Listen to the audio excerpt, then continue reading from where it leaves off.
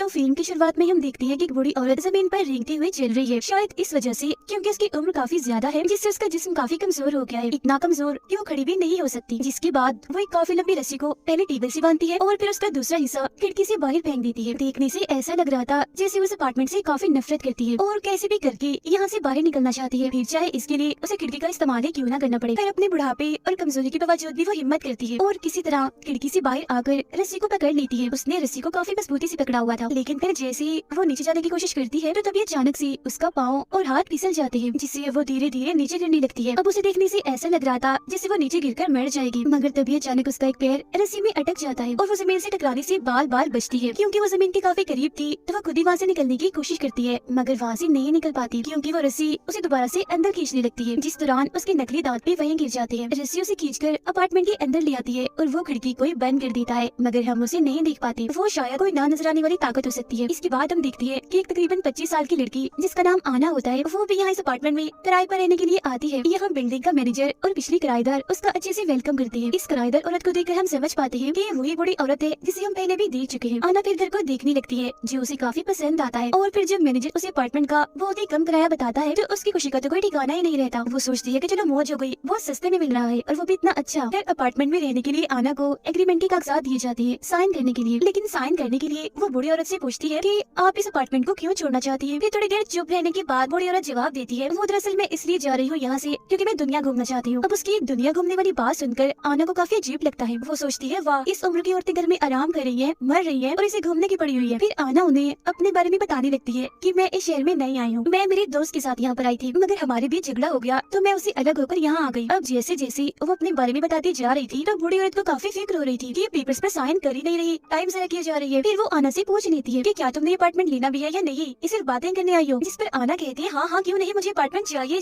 जिसके बाद जब उसे एग्रीमेंट के कागजात पकड़ाती है और वो साइन करने लगती है तो पेन ही नहीं चल रहा होता, लेकिन बूढ़ी औरत के पास पेन निकल आता है और वो फौरन आना को देती है। ऐसा लग रहा था कि इस बूढ़ी औरत को काफी जल्दी है इस अपार्टमेंट को किराए पर देने की। अब जैसे उनकी डील बनती है, मतलब कि आना ये अपार्टमेंट किराए पर ले लेती है, तो बूढ़ी औरत जल्दी से अपना सारा सामान पैक करके यहाँ से चली जाती है। फिर मैनेजर आना को अपार्टमेंट की चाबियां देते हुए कहता है कि घबराना नहीं और कोई भी मदद चाहिए हो फौरन मुझे कॉल कर लेना, मैं आ जाऊंगा। ये कहने के बाद वो भी चला जाता है। बाद में आना जल्दी से घर को साफ करती है और अपना पूरा सामान सेट करके दीवारों पर पेंट करने लगती है, क्योंकि यहाँ की दीवारें काफी गंदी और पुरानी लग रही थी। अपार्टमेंट में काफी गंदगी और धूल मिट्टी भी पड़ी होती है, इसीलिए वो फालतू सामान बाहर फेंक देती है। जिसके बाद वो छोटे से कपड़े से सारी धूल मिट्टी साफ करती है और बाद में वो कपड़ा भी वो बाहर फेंक देती है। लेकिन फिर जैसे ही वो कूड़ा फेंक कर वापस आती है तो बड़ी हैरान करने वाली चीज देखती है कि जो धूल मिट्टी पहले उसने साफ की थी वो दोबारा से वहाँ पर आ गई थी, और तो और जो पेंटिंग उसने वहाँ पर लगाई थी वो नई थी जो कि पुरानी हो गई थी। हर जगह पर पहले से भी ज्यादा धूल मिट्टी आ गई है और उसके जो ताजे फल थे जिसने अभी अभी रखे थे वो भी सड़के पुरानी हो गई थी, और जो कपड़ा धूल मिट्टी साफ करके वो बाहर फेंकने गई थी वो भी अब वापस आ गया था। अब ये देखकर तो उसे बड़ा ही अजीब लगता है, यहाँ तक कि वो काफी डर गई थी, मगर फिर भी वो उस पर इतना ध्यान नहीं देती और दोबारा से इस जगह को साफ करने लगती है। मगर हर बार जब भी वो इस जगह को साफ करती है दोबारा से वो गंदी और पुरानी हो जाती है। अब इससे भी बड़ी हैरान करने वाली चीज ये कि हालांकि आना 25 साल की थी, मगर उसकी आंखों के नीचे स्याह हल्की पड़ने लगी थी, उसके चेहरे पर झुर्रियां पड़ रही थी जो तकरीबन बड़ी उम्र के लोगों की पड़ती है। जिसके बाद वो थककर वही सोफे पर ही सो जाती है।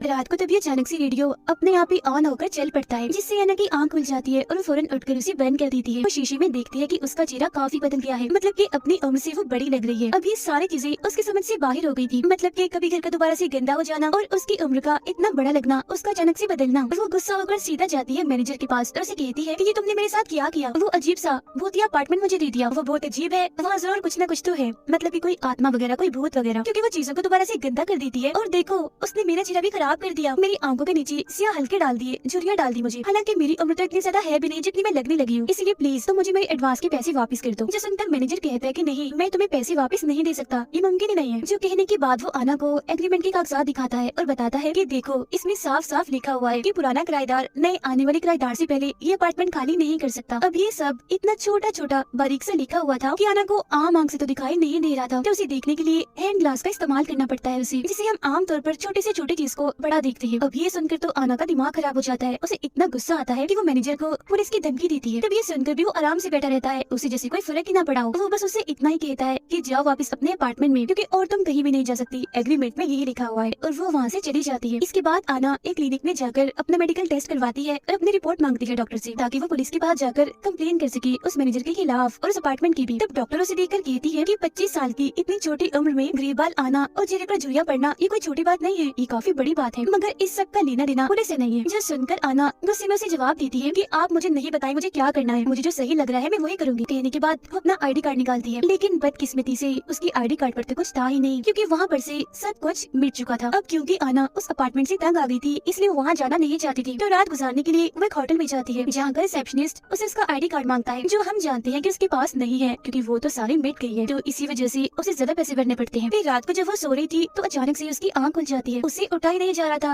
वो काफी कमजोर महसूस कर रही थी। और तब एक बड़ी हैरान करने वाली बात सामने आती है कि वो अभी काफी बूढ़ी औरत बन गई है, जो तकरीबन 80 साल की है। उसके चेहरे, हाथ, पैरों पर हर जगह झुर्रियां पड़ गई है। जाहिर है वो बूढ़ी हो गई है। वॉशरूम में आकर उस बेचारी को खांसी होने लगती है, जिससे तभी अचानक उसके दांत टूट के बाहर गिर जाते हैं। अगले दिन आना दोबारा उसी अपार्टमेंट में जाती है और जाके वहाँ मैनेजर से मिलती है। मगर मैनेजर उसकी ऐसी हालत देखकर हैरान नहीं होता, बल्कि उल्टा वो उसे कहता है कि तुम्हें सारे रूल्स का ख्याल रखना चाहिए था, जिनमें साफ साफ लिखा हुआ है कि तुम बाहर नहीं जा सकते हो। तो अब ये बात सामने आती है कि जो भी एग्रीमेंट पर साइन करता है, अगर वो बाहर जाने की कोशिश करे तो उसकी उम्र बढ़ जाती है। तब तक फिर वो वैसा रहता है जब तक कि वो मर नहीं जाता। इसके बाद मैनेजर उसे ये भी बताता है कि ये अपार्टमेंट बड़ा ही अजीब, बड़ा ही अनोखा है, इसे अकेला रहना बिल्कुल भी पसंद नहीं है। ये चाहता है कि इसके साथ हर वक्त कोई ना कोई रहे। तो यही वजह है कि वहाँ पर किराएदार का होना जरूरी होता है। अब मैनेजर से बात करने के बाद आना वापस अपने कमरे में चली जाती है, यानी उसी अजीब भूतिया कमरे में। कुछ देर के बाद मैनेजर को एहसास होता है कि मेरी माचिस यहाँ पर नहीं है, वो गायब है। उसे लगने लगता है कि जरूर वो आना उठाकर ले गई है, इसलिए वो जल्दी से उसके अपार्टमेंट की तरफ जाता है और देखता है कि उसका दरवाजा तो अंदर से बंद है।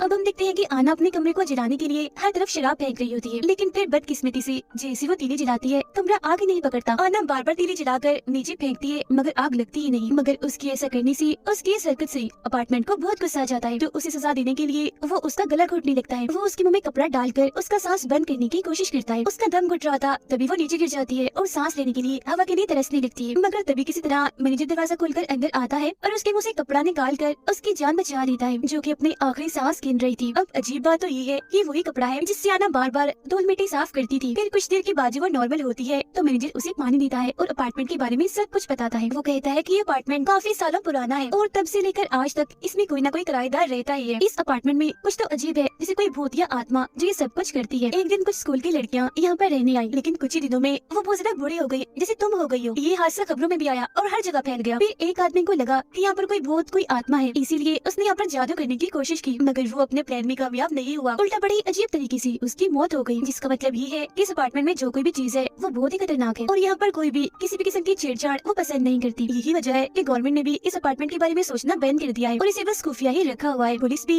यहाँ पर आने से डरती है, इसके खिलाफ कोई भी एक्शन वो नहीं लेती। फिर जब मैनेजर वहाँ से जा रहा होता है तो वो उसे मशवरा देता है कि अगर तुम्हें अपनी जान इस अपार्टमेंट से छुड़वानी है तो कोई नया किराएदार ढूंढ कर लाओ, क्योंकि तुम्हारे पास ये एक चारा है जिससे तुम यहाँ से निकल सकती हो, वरना इसके अलावा यहाँ से तुम नहीं निकल सकती। आगे हम देखते हैं कि आना तैयार होकर अपने दोस्त के पास जाती है उसे मदद मांगने के लिए, लेकिन जाहिर है वो बूढ़ी हो गई थी, इसलिए वो उसे पहचान ही नहीं पाता। वो उसे अपनी पहचान बताने की भी कोशिश करती है कि मैं हूँ, मुझे पहचानो आना, मगर उसे ऐसा लगता है कि बूढ़ी औरत शायद ये कहना चाहती है कि मैं आना की दादी या फिर नानी हूँ। और फिर तभी इधर उसके दोस्त की वाइफ आ जाती है, क्योंकि उसने शादी कर ली थी, वो उसे लेने आई थी। यहाँ उसके सामने ये बात आती है कि ये दोनों भी अपने रहने के लिए किराए पर घर ढूंढ रहे हैं। अब हालांकि उसके पास ये अच्छा मौका था कि ये उन दोनों को अपना अपार्टमेंट देकर अपनी जान छुड़वा ले, मगर वो कुछ नहीं कहती, चुप रहती है और उन्हें वहाँ से जाने देती है। फिर अब रात को आना जब सो रही थी तो दोबारा से रेडियो चलने लगता है और वहाँ की कुछ चीजें अपने आप ही चलने लगती है। ऐसा लग रहा था जैसे वो अपार्टमेंट उसकी मदद करना चाहता है, उससे दोस्ती करना चाह रहा है, जैसे उसके लिए खाना बनाता है, चाय बनाता है। और जब आना उठती है तो खाना उसके सामने पककर बिल्कुल तैयार होता है, मगर वो उसे खाने की बजाय फेंक देती है। वो वहाँ देखती है कि चाय भी पड़ी हुई है। अब उसे ये जरा भी अंदाजा नहीं था कि चाय इस अपार्टमेंट नहीं बनाई है मेरे लिए। वो थोड़ी सी चाय पीने का फैसला करती है। बेचारी धीरे धीरे चाय कप में डालती है और फिर उसे पीने लगती है। चाय उसे काफी पसंद आती है। फिर वो डस्टबिन के पास पड़े बिस्किट को उठाती है जो उसने अभी अभी फेंका था और उसे खाने लगती है। वो बेचारी अब इतनी नाजुक और कमजोर हो गई थी कि चलने के लिए उसे छड़ी का इस्तेमाल करना पड़ता है। उसकी हालत देखने से ऐसा लग रहा था जैसे वो 100 साल की बूढ़ी औरत बन गई हो। फिर जब अपने हाथ को देखती है तो उसे एहसास होता है जैसे मेरे हाथ में कुछ चल रहा है। अब ये देखने के लिए कि अंदर क्या है, वो अपना मांस खींचने लगती है और वो ये देखकर काफी हैरान हो जाती है कि मेरा मांस तो बड़ी आसानी से ही निकल रहा है।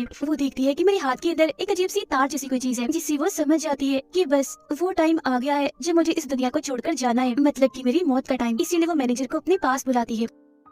फिर अगली सीन में हम देखते हैं कि कपल यहाँ अपार्टमेंट देखने के लिए आता है और ये कपल और कोई नहीं बल्कि आना का दोस्त और उसकी वाइफ थी। सारे लोगों की तरह वो भी इतना कम किराया और फर्नीचर देखकर काफी खुश हो जाती है। उन्हें ये बात भी काफी अच्छी लगती है कि हमारे आसपास भी कोई नहीं रहता, इसीलिए वो फौरन एग्रीमेंट पर साइन करने के लिए तैयार हो जाती है। अभी आना का दोस्त एग्रीमेंट पर साइन करने ही वाला होता है कि तभी आना आसपास होने वाली चीजों को देखने लगती है। वो तभी अचानक अपना वो वक्त देखने लगती है जब वो यहाँ पर आई थी, यानी जब उसे इस जाल में फंसाया गया था, जिसकी फौरनी बात उसे अपनी दर्द का एहसास होता है कि आखिर में कैसे इन सब हालात से गुजर रही हूँ। वो चाहती थी कि जैसा मेरे साथ हुआ वैसे किसी और के साथ ना हो, इसीलिए वो अपने दोस्त को इस मौत जैसे एग्रीमेंट पर साइन करने से रोकने के लिए उसके हाथ पर गरम गरम चाय फेंक देती है। जिसके बाद वो उसे इस एग्रीमेंट से दूर हटा देती है और चिल्लाकर कहती है कि चले जाओ यहाँ से और वापस लौटकर कभी मत आना। कुछ कहे बगैर ही वो यहाँ से चली जाती है। अब जाहिर सी बात है वो तो चली गई थी, तो इसका मतलब साफ था कि आना ने अपने यहाँ से निकलने का आखिरी मौका भी खो दिया है। हालांकि अगर वो चाहती तो अपने दोस्त से बदला लेने के लिए उसे इस जाल में फंसा सकती थी और अपने कुछ आखिरी बुढ़ापे के दिन वो आराम से सुकून से बाहर गुजार सकती थी, मगर उसने ऐसा नहीं किया क्योंकि अभी भी उसके दिल में अपने दोस्त के लिए प्यार और इंसानियत बाकी है। उसने यहाँ पर खुदगर्जी का मुजाहिरा नहीं किया बल्कि अपने दोस्त को बचाया। ऐसा करके उसने अपनी जिंदगी की कुर्बानी ही दी है क्योंकि वो कैसे भी करके इस मनूस अपार्टमेंट का खात्मा करना चाहती है। अब ये देखकर वो मैनेजर भी काफी हैरान रह जाता है। फिर जब मैनेजर वहाँ से जाने लगता है तो आना उसे कहती है कि जाते जाते मेरा एक काम कर दो, तुम दरवाजे को बाहर से लॉक कर देना और फिर कुछ सालों तक यहाँ लौट कर वापिस मत आना, क्योंकि मैं इस अपार्टमेंट का खात्मा करने की कोशिश करूंगी। क्योंकि साथ ही साथ उसका मानना ये था कि अगर कोई यहाँ पर नहीं आएगा तो इस अपार्टमेंट का जो साइकिल बना हुआ है लोगों को मारने का, बर्बाद करने का, वो खत्म हो जाएगा। मतलब ना लोग बूढ़े होंगे और ना मारे जाएंगे, और अगर एक किस्म का यहाँ कोई शराब है वो भी टूट जाएगा। जो भी आत्मा भूत इस अपार्टमेंट में हुई वो भी मर जाएगी। अब मैनेजर उसकी इस बहादुरी की तारीफ करता है और उसे गुड बाय कहकर वहाँ से चला जाता है। उसके जाने के बाद हम देखते हैं कि आना अब इस अपार्टमेंट में बिल्कुल अकेली है। ना तो यहाँ पर उससे मिलने कोई आएगा और ना ही उस बेचारी में इतनी ताकत है कि वो सीढ़ियाँ उतरकर नीचे जाए। उसकी हालत देखकर ऐसा लग रहा था जैसे उसके मरने का टाइम आ गया है, इसीलिए वो खिड़की के पास जाकर आखिरी बार ठंडी हवा को महसूस करने लगती है जो उसे बहुत ही आराम पहुँचाती है, जिससे वो पिछले काफी टाइम से तरस रही थी। पिछले कुछ टाइम से वो जिस डर जिस फिक्र से गुजर रही थी आज वो खत्म होने वाली थी, क्योंकि वो अपनी इस किस्मत को कबूल कर चुकी थी। इसके बाद वो सोफे पर बैठकर आराम से इस अपार्टमेंट को कहती है कि बस कर दो, ये सब कुछ करना बंद कर दो, इसे छोड़ दो। जिसके बाद उसकी आंखें बंद हो जाती हैं और वो सोफे से अपना सर लगा लेती है। ऐसा लग रहा था कि जैसे ये सोफा उसकी आखिरी आरामगाह हो, मतलब कि यहाँ उसका अंत, उसका खात्मा हो जाएगा। इस सोफा अब आहिस्ता आहिस्ता करके उसका सर निकल जाता है और वो अब उसका हिस्सा बन गई थी। फिर धीरे धीरे करके उसका पूरा जिस्म भी सोफे में घुलने लगता है, पूरी तरह वो उसमें समा जाती है। वहाँ पर बचते हैं तो सिर्फ उसके कपड़े। जिसके बाद आना का दिल एक धागा बनकर बाहर आता है और अपने आप ही सोफे के कुशन से जुड़ जाता है। आना का सर सोफे पे रखे एक सफेद कपड़े में समा गया था। अब यहाँ पर हमें पता चला कि ये अपार्टमेंट खुद को नया करने के लिए किस तरह अपने शिकार का इस्तेमाल करता है। इसी के साथ ये कहानी इधर ही खत्म हो जाती है।